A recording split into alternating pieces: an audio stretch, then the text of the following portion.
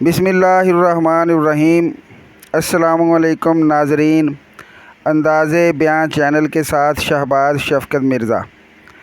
مامون الرشید کے inspector general police عباس بیان کرتے ہیں کہ ایک روز میں امیر المومنین مامون الرشید کے ایوان خاص میں داخل ہوا تو انہوں نے مجھے پکارا، عباس۔ میں نے کہا، لبیک یا امیر المومنین۔ انہوں نے کہا، اسے لے جاؤ اور الصبح میرے دربار میں پیش کرنا۔ کیا دیکھتا ہوں کہ ایک شخص بیڑیوں، ہتھ کڑیوں اور زنجیروں سے جکڑا ہوا بے حس و حرکت پڑا ہے۔ چنانچہ میں نے ماتحت پولیس ملازمین کو اسے حراست میں رکھنے کا حکم دیا اور اسے اٹھا کر حوالات کی طرف چلنے لگے۔ معاً مجھے خیال آیا کہ امیر المومنین نے جس غیظ و غضب اور سختی سے اسے حراست میں رکھنے اور الصبح پیش کرنے کا حکم دیا ہے، اس کا تقاضا یہ ہے کہ میں اسے پولیس ملازمین کے سپرد کرنے کی بجائے گھر میں اپنی نگرانی میں رکھوں۔ چنانچہ میرے حکم کے مطابق ملازمین اسے میرے گھر میں نظر بند کر کے چلے گئے۔ پہر رات گزرنے کے بعد میں نے اسے بلایا اور اس سے پوچھا، تو کون ہے؟ تیرا نام کیا ہے؟ تو کہاں کا رہنے والا ہے اور تیرا قصور کیا ہے؟ قیدی، میں دمشق کا رہنے والا ہوں۔ عباس نے کہا، اللہ رب العزت دمشق اور اس کے اندر رہنے والوں کو خیریت سے رکھے۔ تم کون سے قبیلے اور کس گھرانے سے تعلق رکھتے ہو؟ قیدی نے کہا، تم کس کس قبیلے اور کون کون سے گھرانے کو جانتے ہو؟ تو عباس نے کہا، تو فلاں قبیلے کے فلاں آدمی کو جانتا ہے؟ قیدی نے کہا، جب تک آپ مجھے اس آدمی سے اپنی دلچسپی کا سبب نہ بتائیں گے، اس وقت تک میں آپ کو اس کے متعلق کچھ نہیں بتاؤں گا۔ عباس نے کہا، اس آدمی سے میری دلچسپی کا سبب سنو۔ میں کسی دور میں گورنر دمشق کا افسر تھا۔ وہاں کے لوگوں نے گورنر کے خلاف بغاوت کر دی۔ معاملے کی سنگینی دیکھ کر گورنر دمشق پنجرے میں لٹک کر قلعے سے اترا اور اپنے ساتھیوں سمیت فرار ہونے میں کامیاب ہو گیا۔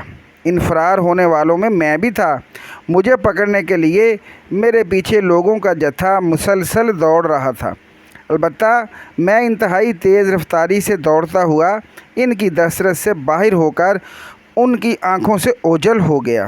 اسی دوران میں اس آدمی کے گھر کے سامنے سے گزرا تو اس سے درخواست کی، میری مدد فرمائیے، اللہ آپ کی مدد کرے گا۔ اس نے مجھے اپنے محل نما مکان میں داخل ہونے کا حکم دیا۔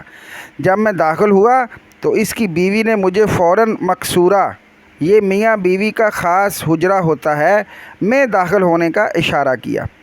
اسی دوران مجھے مکان کے گیٹ پر لوگوں کا شور و غل سنائی دیا جو مالک مکان سے کہہ رہے تھے کہ واللہ وہ شخص تیرے گھر میں داخل ہوا ہے۔ اس نے کہا، تلاشی لے لو۔ چنانچہ لوگ اندر داخل ہو گئے اور انہوں نے مقصورہ کے علاوہ باقی گھر کا کونا کونا چھان مارا۔ پھر وہ آپس میں مشورہ کرنے لگے، کہنے لگے کہ وہ اس مقصورہ میں ہوگا، تو مارے خوف کے میری ٹانگیں کانپنے لگی اور دل پھڑپھڑانے لگا۔ اس کی بیوی نے، جو کہ میرے پاس کھڑی تھی، جرأت کی اور انہیں سخت سست کہا، جس کی وجہ سے انہیں اندر داخل ہونے کی جرأت نہ ہوئی اور وہ باہر نکل گئے۔ مجھ پر ایسا خوف اور وحشت طاری ہو رہی تھی کہ میری ٹانگیں میرا بوجھ برداشت کرنے سے جواب دے گئیں۔ وہ آدمی باہر دروازے پر کھڑا ہو گیا اور اس کی بیوی مجھے حوصلہ دینے لگی کہ ڈرو نہیں، آرام سے بیٹھ جاؤ، اللہ تعالیٰ نے آپ کو ان کے شر سے محفوظ کر لیا۔ اب آپ امن و سکون سے رہیں، جس پر میں نے ان کو ڈھیروں دعائیں دیں۔ اس کے بعد وہ اللہ کا بندہ مجھ پر مسلسل لطف و کرم اور محبت و مودت کے یادگار موتی برساتا رہا، یہاں تک کہ اس نے میرے اندر سے بیگانگی کا احساس ختم کر دیا۔ اس نے مجھے اپنے محل میں ایک الگ مکان دے دیا، ضروریات زندگی اتنی وافر مقدار میں مہیا کیں اور صبح و شام میری ایسی خبر گیری کی کہ میں تمام دکھ بھول گیا۔ چنانچہ میں نے اس کے ہاں زندگی کے بہترین 4 ماہ گزارنے کے بعد اس سے ان لفظوں میں اجازت طلب کی، اب فتنہ دب گیا ہے اور شہر پرسکون ہے، میں اپنے غلاموں کو تلاش کر لوں۔ چنانچہ اس نے واپس آنے کا وعدہ لے کر اجازت دے دی۔ میں شہر گیا اور غلاموں کا پتہ نہ پا کر واپس آ گیا۔ اس دوران میری بے مثال اور انتھک خدمت کرنے کے باوجود اس نے نہ میرا نام پوچھا، نہ پتہ، نہ عہدہ، بلکہ وہ مجھے میری کنیت سے بلاتا رہا۔ ایک روز میں نے اس سے بغداد جانے کی اجازت مانگی تو اس نے بخوشی اجازت دینے سے قبل مجھ سے کہا کہ میں بغداد جانے والے قافلے کا پتہ کراؤں، اس سے وہ روانہ ہو سکو، اس روز آپ کو الوداع کہوں۔ پھر میں نے اس سے عہد کیا کہ اتنی مدت کے حسن سلوک اور ہمدردی کی بنا پر میں تیرے ساتھ عہد کرتا ہوں کہ زندگی بھر آپ کے اس احسان کو نہ بھولوں گا اور حسب طاقت اس کا بہترین صلہ دوں گا۔ اس کے بعد اللہ کے اس نیک بندے نے اپنے غلام کو سفر کے لیے گھوڑا تیار کرنے کا حکم دیا اور خود سامان سفر تیار کرنے میں لگ گیا۔ میں نے سمجھا کہ وہ خود کہیں جانے کا پروگرام بنا رہا ہے، لیکن سارے دن کی دوڑ دھوپ کے بعد وہ رات کو بمشکل سویا ہوگا اور الگ صبح مجھے خبر دی کہ آج قافلہ بغداد روانہ ہونے والا ہے، اٹھو اور تیاری کرو۔ میں نہیں چاہتا کہ آپ اکیلے جائیں۔ اس دن نہ تو میرے پاس سواری تھی اور نہ زیادہ راہ۔ میں اسی سوچ میں تھا کہ وہ شریف انسان میرے لیے اعلیٰ اور نفیس ملبوسات اور نئے جوڑوں کا جوتا لایا، تلوار اور پیٹی لا کر میری کمر سے باندھ دی، پھر اعلیٰ نسل کے خچر پر 2 بھرے ہوئے بکس رکھ کر ان پر بستر باندھ دیا۔ مجھے گھوڑے پر سوار کر کے ایک غلام بھی ساتھ دیا تاکہ وہ راستہ میں خدمت بجا لائے اور اس کی بیوی اور وہ چند فرلانگ تک مجھے الوداع کہنے کے لیے میرے ساتھ آئے اور مجھے اس میری خدمت میں کسی بھی قسم کی کوتاہی کی معذرت کرنے لگے۔ سچ پوچھو تو اس وقت میرا دل رونے کو اور آنکھوں سے آنسو بہنے لگے۔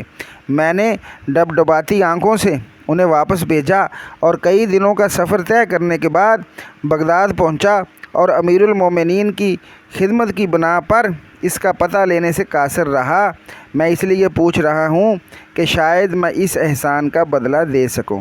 قیدی نے کہا، اللہ رب العزت نے تجھے اس حسن سلوک کا بدلہ دینے کا سنہری موقع عطا کیا ہے۔ عباس نے کہا، وہ کیسے؟ قیدی نے کہا، اللہ کے نیک بندے، وہ شخص میں ہی تھا اور میرے اس حال نے تجھ پر میری شناخت مشکل بنا دی ہے۔ یہ سن کر عباس کا دل بے قابو ہو گیا اور وہ دیوانہ وار اٹھا اور بیڑیوں سمیت اسے اٹھا کر سینے سے لگا کر اس کے سر کو بوسے دینے لگا اور پوچھا، آپ اس نوبت تک کیسے پہنچے؟ قیدی نے کہا، دمشق میں تمہارے دور جیسا فتنہ برپا ہوا اور اس کا الزام میرے سر دھر دیا گیا ہے۔ گرفتاری کے بعد اس قدر تشدد کیا گیا کہ مجھے زندگی کی امید ہی نہ رہی۔ پھر مجھے زنجیروں میں جکڑ کر یہاں امیر المومنین کے دربار میں پیش کر دیا گیا۔ ان کے ہاں میرا جرم اس قدر بھیانک ہے کہ وہ لا محالہ مجھے قتل کرا دیں گے۔ جس حال میں میری گرفتاری عمل میں آئی، اس نے مجھے وصیت کرنے کا بھی موقع نہ دیا۔ میرے پیچھے میرا غلام آیا ہوا ہے اور وہ بغداد میں میرے ملنے والوں کے گھر میں موجود ہے تاکہ وہ میرے گھر والوں کو میرا حال بتا سکے۔ اگر آپ اس احسان کا بدلہ دینا چاہتے ہیں تو اسے بلا لیجئے تاکہ میں موت سے پہلے اسے وصیت کر سکوں۔ اگر آپ نے ایسا کر دیا تو عہد وفا پورا ہو گیا۔ عباس کہنے لگے، اللہ خیر کرے گا۔ پھر عباس نے راتوں رات لوہار کو طلب کر کے اس کے ہاتھ پاؤں سے زنجیریں، توق اور بیڑیاں کٹوائیں، گھر کے حمام میں غسل کرایا اور اسے عمدہ لباس پہنا کر اس کے غلام کو بلوایا۔ جب غلام گھر میں داخل ہوا تو دمشقی آقا اپنے غلام کو دیکھ کر رونے لگا اور وصیت کر دی۔ پھر عباس نے اپنے نائب کو بلا کر ہدیے لانے اور گھوڑا تیار کرنے کا حکم دیا تاکہ اسے انبار تک چھوڑ آئے۔ قیدی نے کہا، عباس دیکھو، امیر المومنین کے ہاں میرا جرم نہایت بھیانک ہے۔ اگر میں فرار ہو بھی گیا تو وہ مجھے اپنے لاؤ لشکر کے ذریعے پکڑ لیں گے اور قتل کرا دیں گے۔ عباس نے کہا، تم نجات پاؤ اور مجھے اپنے کام کی تدبیر کرنے دو۔ قیدی نے کہا، واللہ میں بغداد سے باہر نہیں جاؤں گا اور مسلسل تیری خبر رکھوں گا۔ اگر معاملہ کٹھن ہوا تو میں حاضر ہو جاؤں گا۔ عباس نے کہا چلو اگر تمہارا ارادہ یہی ہے تو بغداد کے فلاں محلے میں ٹھہرو، اگر میں سلامت رہ گیا تو خبر کر دوں گا، ورنہ خود قتل ہو کر آپ کے احسان کا بدلہ چکا سکوں گا۔ پھر عباس نے اپنے متعلق سوچنا شروع کیا اور اس نتیجے پر پہنچا کہ موت یقینی ہے، کفن تیار کر لیا جائے اور غسل کر کے حنوط لگایا جائے۔ چنانچہ اس نے طلوع فجر سے پہلے غسل کیا اور حنوط لگا کر کفن تیار کر لیا۔ نماز فجر سے فارغ ہوتے ہی امیر المومنین کا حکم آیا کہ آدمی لے کر ایوان شاہی پہنچو۔ جب عباس وہاں پہنچا تو امیر المومنین نے پوچھا عباس مجرم کہاں ہے؟ عباس کی خاموشی پر انہوں نے کہا افسوس تجھ پر، اگر تو نے کہا کہ وہ فرار ہو گیا ہے تو تیرا سر قلم کرا دوں گا۔ عباس نے کہا نہیں امیر المومنین، ہرگز وہ فرار نہیں ہوا، بلکہ آپ تھوڑی دیر کے لیے میرا اور اس کا قصہ سن لیجئے اور پھر جو جی میں آئے کر گزریے۔ اس کے بعد انسپکٹر جنرل عباس نے اپنی اور اس کی مکمل روح سنائی اور عرض کیا اگر آپ مجھ سے درگزر فرمائیں تو میں نے اس محسن سے حق وفا ادا کر دیا، اور اگر آپ مجھے اس کی پاداش میں قتل کرنا چاہتے ہیں تو میں نے غسل کر کے حنوط استعمال کر کے کفن میں رکھ دیا ہے اور کفن میری بغل میں ہے۔ مامون نے کہا اللہ تجھے تیرے احسان کی جزا نہ دے، تیرا احسان بھلا کب اس کے درجے کو پا سکتا ہے، کیونکہ تو نے پہچاننے کے بعد احسان کیا اور اس نے بغیر جانے پہچانے تجھ پر احسان کیا۔ پہلے مجھے کیوں نہ بتایا کہ تیری طرف سے میں خود اس کے احسان کا بدلہ دیتا؟ عباس نے کہا امیر المومنین وہ ابھی دارالحکومت بغداد میں موجود ہے تاکہ میرے معاملے کی خبر رکھے، اگر مجھے اپنی جان کا خطرہ درپیش ہو تو وہ میری جگہ پیش ہو کر اپنی گردن کٹوا لے۔